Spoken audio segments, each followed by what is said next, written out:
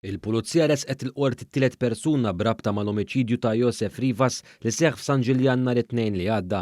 Ilije Konstantin, rumen ta' 31 sena, tressaq quddiem il-Maġistrat tal-Assa Jana Mikallef Stafraċ u wieġeb mhux ħati għall-akkużi miġjuba kontrih li huma qtil, possess illegali ta' sikkina u li kienet jgħix minn fuq il-prostituzzjoni. Madankollu ma saret ebda talba l-ħelsim mill-arrest u nżamm arrestat. Intant l-aħwa Rumeni Junut Juljan ta' Naseh ta' 35 sena u Dan Andrej ta' Naseh ta' 32 sena kienu diġà nsabu taħt arrest wara li ftem ta' sigħat wara l-każ kienu tresqu l-qorti mixlija bl-omiċidju ta' Josef Rivas u ma tresqu l-qorti jumejn biss wara d-delitt u tnejn wieġbu li mhux ħatja għall-akkużi miġjuba kontrihom. L-avukat tad-direttur tal-ħabs Robert Brinkaw qal li l-verżjonijiet tal-istorja tal-vittmi mimlija toqob fil-waqt li d-dettalji jitkellmu waħedhom. Dr. Stephen Tonalowell qal dan waqt l-istadju ta' trattazzjonijiet fi smigħ tal-każ kontra Robert Brinkaw fejn fih qed ikun akkużat li allegatament għeddet sewwieq ta' ambulanza tal-kumpanija privata Alpha Medical ikkaġinalu ġrieħi ħfief u ġar fuqu arma mingħajr liċenzja. Wara x-xhieda ta' Brinkaw fejn fiha l-imputat fost oħrajn sostna li dakinhar li seħħ l-argument fawissu li għadda huwa ma ġarx l-arma tan-nar fuqu iżda kellu biss mobile u kartiera kien imiss it-trattazzjonijiet ta' żewġ partijiet.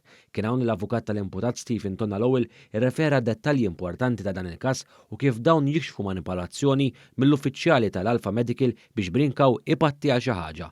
Wara li l-avukat tal-vittma Edmond Kixkieri sostna li kien hemm xhieda li sostniet ta' ġurament li rat arma fil-but ta' wara ta' Robert Brinkaw, Dr. Tonalowell fost affarijiet oħra innota li l-infermiera tal-Alpha Medical xiedet li l-armi hija skura meta fil-verità din għandha lewn tal-fidda. L-avukat tal-imputat staqsa wkoll kif l-istess infermiera ma ċemplitx lill pulizija jekk Brinkaw allegatament beda jxejjer arma jew inkella ma ħaditlux ritratt. Il-kawża ġiet differita s-sentenza għall-24 ta' Jannar fid-9 ta' filgħodu. Raġel ta' 44 sena ma natax il-ħelsim mill-arrest wara l-qorti semet kif allegatament ħaret sikkina l raġel ieħor wara ħabta żgħira fit-triq. Stephen Gallia tressaq il-qorti quddiem il-Maġistrat Jana Mikallef Stafraċ mhix li l-ikkaġuna biża' ta' violenza li ġar sikkina li saq b'mod perikolus li jagħmel ħsara lil karozza tal-vittma li saq mingħajr liċenzja jew assigurazzjoni u li kiser il-kundizzjonijiet tal-pleġġ preċedenti. L-Ispettur tal-Prosekuzzjoni Rodri Kattart qal il-qorti li wara li Gallia ġie identifikat instab li huwa kien diġà fuq il-libertà provviżorja u kien projbit milli jħalli residenza tiegħu bejn 8 ta' filgħaxija u 7:30 ta' filgħodu. Gallia wieġeb li mhux ħati għall-akkużi miġjuba fil-konfront tiegħu. Il-Maġistrat ċaħdet it-talba l-ħelsien mill-arrest minħabba li hemm ix-xhieda x'instema'.